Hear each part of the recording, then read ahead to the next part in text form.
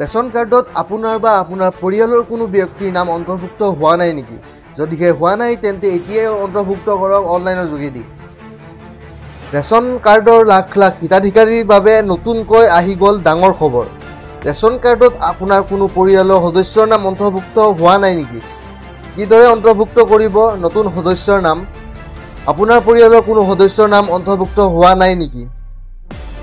পৰিয়ালৰ প্ৰতিগৰাকী সদস্য লাভ কৰিব বিনামূলীয়া ৰেচন। নাম নথকা সদস্যৰ নাম অন্তৰ্ভুক্ত কৰিব পাৰিব আপুনি ৰেচন কাৰ্ডত।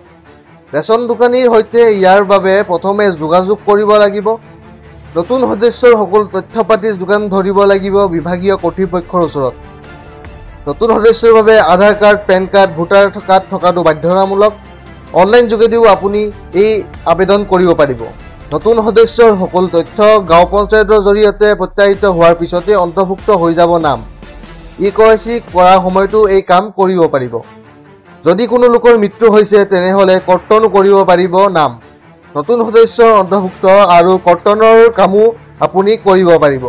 আবেদন প্ৰক্ৰিয়া সম্পূৰ্ণ হোৱাৰ পিছতে সদস্যই লাভ কৰিব 5 কেজিকৈ চাউল। লৈ আহিছোঁ আজি দ্বিতীয়টো গুৰুত্বপূৰ্ণ খবৰ। BTCৰ লাখ লাখ মহিলাৰ বাবে আহি পৰিছে এক ডাঙৰ খবৰ, এক ভাল খবৰ। কিয়নো 12 ডিচেম্বৰত BTCত মুকলি হ'বলৈ গৈ আছে আৰু অৰুণোদয় আঁচনি। প্ৰতিগৰাকী মহিলাই লাভ কৰিব 1250 টকাকৈ ধন। প্ৰতিগৰাকী দৰিদ্ৰ মহিলাই লাভ কৰিব অৰুণোদয় আঁচনিৰ ধন।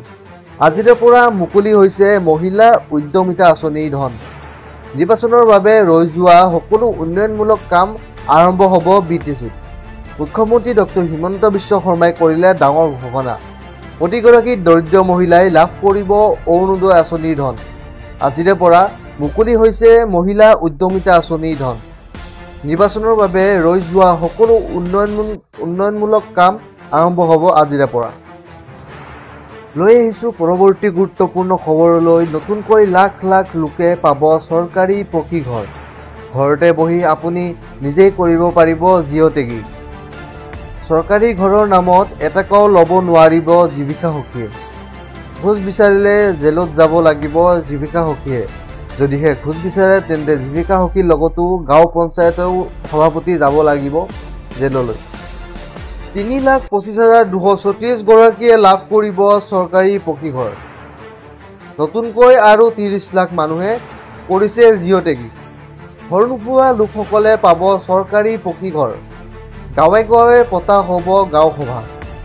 প্ৰস্তুত কৰিব নতুন হিতাধিকাৰীৰ তালিকা। যদিহে আপুনি গাঁও সভাত উপস্থিত থাকে তেন্তে আপুনি পাব চৰকাৰী পকী ঘৰ। কোনো দৰিদ্ৰ পৰিয়াল বাদ নপৰে চৰকাৰী পকী ঘৰ লাভৰ পৰা।